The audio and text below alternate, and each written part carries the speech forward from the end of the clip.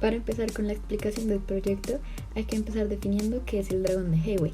El dragón de Hayway es un fractal que inicia como un triángulo y este va evolucionando, por así decirlo. Este fractal se realiza como una base del triángulo y este va rotando y expandiéndose por el papel. Las series y sucesiones se ven aplicadas en el proyecto, ya que las series están aplicadas en la construcción, ya que es una serie de figuras con diferentes medidas, y las sucesiones son aplicadas ya que para la creación del mismo es importante realizarlas. Y finalmente los cálculos son muy importantes para tener más información que describa de mejor manera el fractal. Es necesario hacer diferentes cálculos como por ejemplo el área total, el perímetro total y función que describa el comportamiento.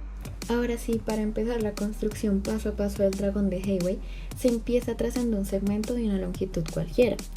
Y de esta línea se trazan otras dos más que tengan un ángulo de 45 grados.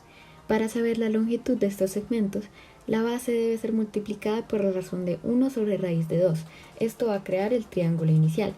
Tras este primer triángulo, básicamente se trata de ir haciendo más y más triángulos, solo que sus bases son los catetos de los lados del triángulo anterior. Para el proyecto se decidieron hacer 7 iteraciones, por lo que en la tabla de la derecha se ven las ecuaciones que yo usé para las 7 iteraciones. Sin embargo, estas todavía no están generalizadas, lo que quiere decir que con estas ecuaciones no se pueden calcular los aspectos de otras iteraciones más allá de las 7 que hicimos. Ahora sí, en esta diapositiva a la derecha se presentan las ecuaciones generalizadas que permiten calcular todos los aspectos en las próximas iteraciones solo con el uso de estas ecuaciones sin tener que graficar el dragón. Para nuestro caso en particular, A siempre va a ser 60 centímetros, ya que es la longitud de nuestra hipotenusa inicial, es decir, la longitud de la base de nuestro triángulo inicial. Volviendo a retomar el proceso de nuestro dragón en específico, vamos viendo que se van a ir creando más y más triángulos de un mismo triángulo. Estos se van a ir intercalando, uno hacia afuera y uno hacia adentro. Esto poco a poco borrando las líneas va creando cuadrados y semicuadrados que van creando una curva en forma de dragón. Esto le da el nombre dragón de Hayway. Y a la derecha se puede observar la tabla donde se encuentran las medidas de el número de triángulos por cada iteración, la longitud de las líneas base de los triángulos, la longitud de los catetos de esos triángulos y la altura de esos triángulos. Y aquí tenemos una diagramación virtual de la construcción del dragón. Empezamos con un triángulo inicial y de ese triángulo salen otros triángulos donde las bases son los catetos del triángulo anterior. Poco a poco podemos ver cómo la curva del dragón se va formando.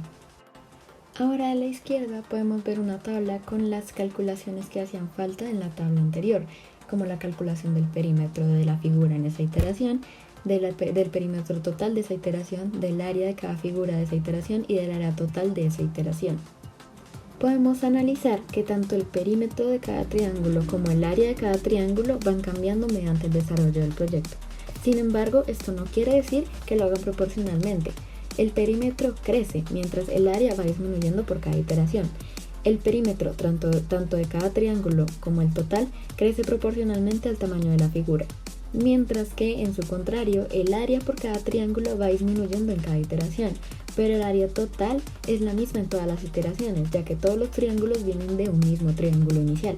Y este fue el resultado final de la diagramación del dragón de Hayway hasta la iteración 7. No satisfecha, quise poner a prueba las ecuaciones generalizadas que había hecho anteriormente, por lo que se me ocurrió qué pasaría si uso las ecuaciones generalizadas para encontrar todas las medidas de la iteración 20. Así que reemplacé n con 20 y a con 60 y exitosamente conseguí todas las medidas de la iteración 20 sin tener que haber graficado la iteración 20 en el dragón. Ahora vamos a usar la secuencia de las bases que se ve en la esquina superior derecha. Sabemos que es una secuencia geométrica, ya que esta tiene una razón. Esto quiere decir que si dividimos el segundo número con el primero o el tercero con el segundo y así sucesivamente, debería darnos el mismo dato. En este caso, de esta secuencia en específico, nos da la razón de raíz de 2 sobre 2 centímetros. Esta es nuestra razón. Y con esto podemos sacar la ecuación del enésimo término de nuestra secuencia geométrica, la cual es enésimo término es igual a 60 centímetros, abro paréntesis la razón, que es raíz de 2 sobre 2 centímetros, cierro paréntesis a la n menos 1. Asimismo podemos encontrar la ecuación de la suma de nuestra secuencia geométrica, la cual es La suma de nuestra secuencia geométrica es igual a 60 centímetros sobre 1 menos la razón, que es raíz de 2 sobre 2 centímetros. Nuestra razón es menor que 1. ¿Esto qué tiene que ver? Pues que esto quiere decir que la suma de nuestra secuencia siempre va a intentar llegar a 1 o a convergir a 1. Tanto la ecuación del enésimo término como la ecuación de la suma de la serie geométrica vienen las dos de ecuaciones ya previamente generalizadas para todas las series geométricas.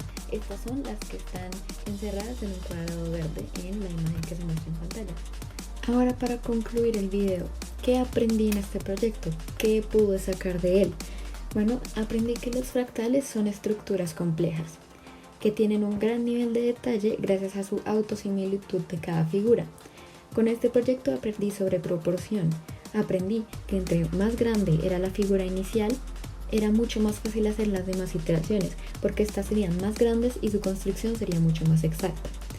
En la construcción se puede observar que las figuras tienen una rotación que las lleva a continuas creaciones de nuevas figuras, es decir, que de triángulos pasan a cuadrados y de cuadrados pasan a la curva del dragón de Heiway.